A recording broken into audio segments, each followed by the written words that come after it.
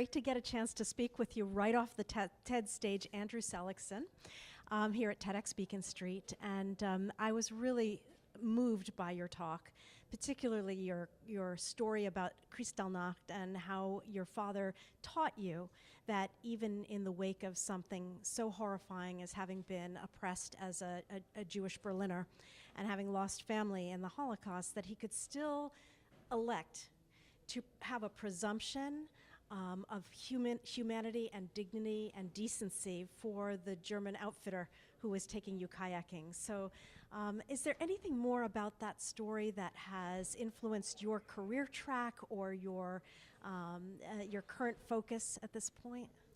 I mean, I think both that story and just the example that my father set in his life, and both my parents. My mother spent her career working in fair housing, fighting discrimination in housing based on race and sexual orientation and disability. And so I think, both of them just exemplified this idea that we have obligations to each other and that we have to live in ways that really respect the full dignity of the people around us. And that was a powerful example. So you're genetically loaded for doing the right thing. And you're in a world in which one might argue the collective of humanity, and in America these days we see it certainly in many ways, is not necessarily genetically loaded to have this presumption of decency and dignity for each individual. Yet you're making a life's work of believing that and righting some of the wrongs. I'm curious to know anything that you want to share with us about how you work through resistance, how you work through, it's one thing to have someone elect to participate in a service program or to have an interfaith dialogue. That's already someone that's 50% of the way there. What about those people who are absolutely stuck in their positions? Yeah.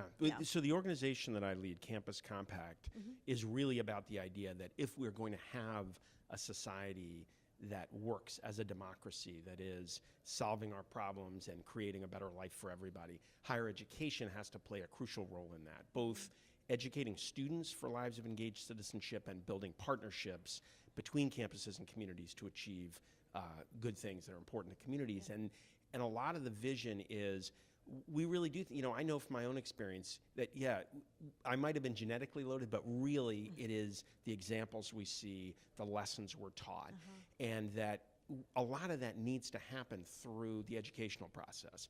It should happen in K-12, but it definitely needs to happen at the college level. Colleges have always been about not just creating the people who are going to do the jobs around us. There's all kinds of training that could do that.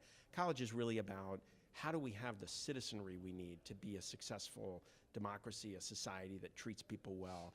And so we believe that if you create opportunities for all students to connect with experiences that bring them together with people across difference, that involve shared work together, that even those who may not have been excited about it at the front end, they discover things about themselves and about their relationships with others that change who they are and the types of things they envision for their futures. And we see lots and lots of examples of it every day. Is there an example that comes to mind that's particularly striking for you, something recent or something that's been important in your career? I did a bunch of work, spent many years working in Camden, New Jersey, at Rutgers Camden. And Camden is one of the most distressed cities in the United States by any measure, educationally, environmentally, economically. And working with students, for example, who'd grown up in suburban communities with very good schools, bringing them into the Camden City Public Schools, which for decades had been underfunded, the facilities really in bad shape. And seeing those students, I remember some students coming out of an experience working with kids in Camden High. We went back into the classroom and hearing the students say, I thought kids from Camden were bad kids.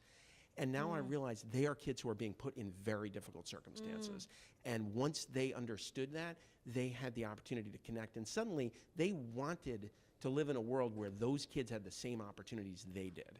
And being able to do that kind of work in a way where students have those experiences and then the opportunity to reflect on them, to understand the broader context by reading about why is it that schools in some cities are underfunded, et cetera. That, for me, has just been a tremendously satisfying kind of experience. And it sounds incredibly enervating for the students themselves. And do you have any data points for, in terms of outcomes through these service opportunities at a collegiate level? Are a disproportionate number of those kids going into working in the nonprofit, field and various fields in the nonprofit world? We do actually have, there's a big body of research on the impact on the college students of these kinds of experiences. Great. And we know, first of all, this may seem like a sort of side point, but it connects them much more deeply with their own education. So students who have these experiences more likely to stay in college, more likely to finish college. About 50% of students who start college don't finish. And so finding ways to make their education matter to them, to connect with their humanity, with their sense of what's important in the world, that's really valuable, especially for kids from lower income families who are the ones that are less likely to complete. So that's one important outcome. But also we do see real changes in students' civic identity, their sense of what obligations do I have, what responsibilities, what kinds of careers might I pursue. And one really interesting thing for me is all of those effects, the research shows, are more powerful when the students see that their institutions, the colleges and universities themselves, the leadership, are really committed to these positive social values. So that the example setting function of the president of the institution really talking about this being a place that cares about the public good, the faculty, whether they're just focused on their own research or whether they're saying to students, education is about more than that. It really has an impact on how students see themselves and their own futures. It's embodiment. Absolutely, You've got to walk the walk. Exactly, and it's one of those things, Right. we know this, right? If you're a parent, if you're a teacher, Right. we know that, young people don't do what we say, they do what we do, but we forget that a lot of the time. And, one of the roles that our organization plays is trying to keep institutional leaders focused on that, making sure if I'm a president of a university, I'm asking every day, what kind of example are we setting? Are we living out this commitment to the public good that we talk about? So this is part of the work that you're doing through Campus Connect. Absolutely. We bring together presidents and chancellors. We reach faculty and staff who build programs and curriculum. And then we work directly with students through a program we call the Newman Civic Fellows. And fortunately, those fellows, 200 of them, happen to be here today. Oh, fantastic. And so we had a bunch of them in the audience, and they're doing some work over at the Edward M. Kennedy Institute as part of our annual conference for the students. It's great to hear that you're at all levels of the institution and that you understand the power of the trickle-down impact of civic engagement. Yeah, and I have to say there's a bottom-up aspect too that we know when we get the students fired up, they start demanding this from the folks who run the institution, and that's a really powerful force like as that, well. the grassroots. Absolutely. Absolutely. And very empowering for all involved. Is there anything that has surprised you along the way in terms of the impact of this type of work? Anything that you hadn't anticipated as an outcome that's showing up? I think for me, this is sort of at a personal level. So I'm a political scientist, and I started in the classroom teaching kind of in a traditional way, and more I started getting my own students out into the world because I saw the power of it. And I think what really has kind of made me make the decision to kind of jump into this work completely, and so one of the surprises is just how good it feels to have one's work life be about connecting with people who want to make positive change in the world.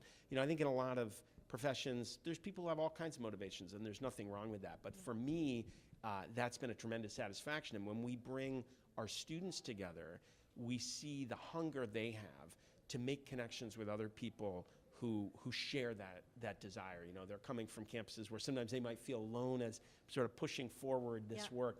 And so that's just been an exciting thing to be able to create those spaces for people to come together. And that ultimately it comes back to human connection and that fundamental human drive to be connected, to see oneself in another, and to make an impact. Well, thank you so much. Your talk was brilliant. Talking with you afterwards is a real treat. And It's good my luck to pleasure. you with Thank all you. your work. Thanks.